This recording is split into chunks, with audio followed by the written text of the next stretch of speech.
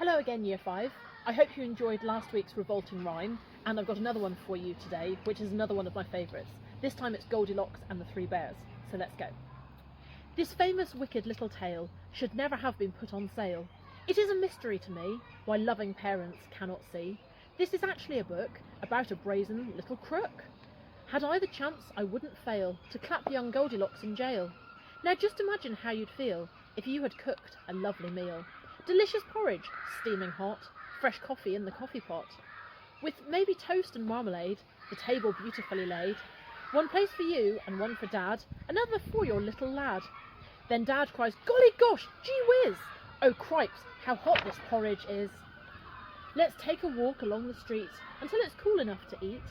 He adds, "An early morning stroll is good for people on the whole. It makes your appetite improve. It also helps your bowels to move. No proper wife would dare to question such a sensible suggestion.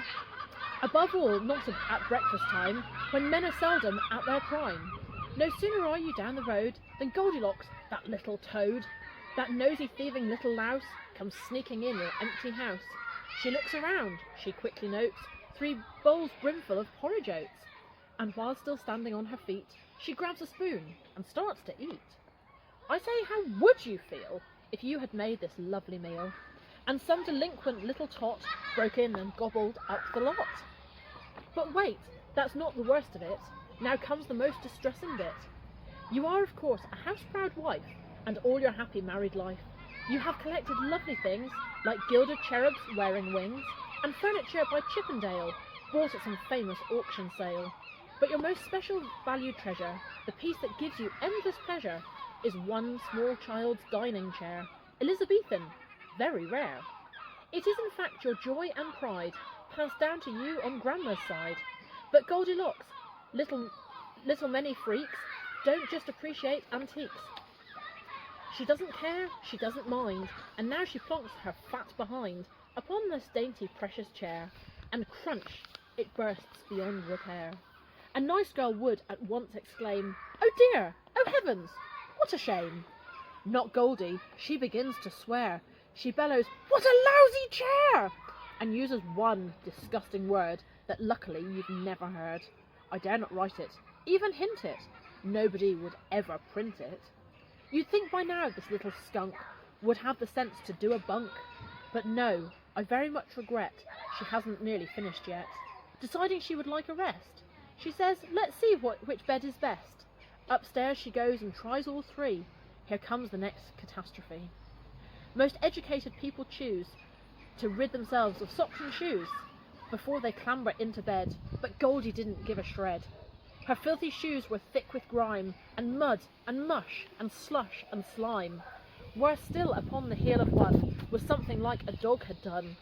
I say once more, what would you think if all this horrid dirt and stink was smeared upon your eiderdown by this revolting little clown?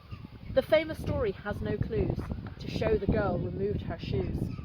Oh wait, what a tale of crime on crime. Let's check it for a second time. Crime 1, the prosecution's case. She breaks and enters someone's place. Crime 2, the prosecutor notes.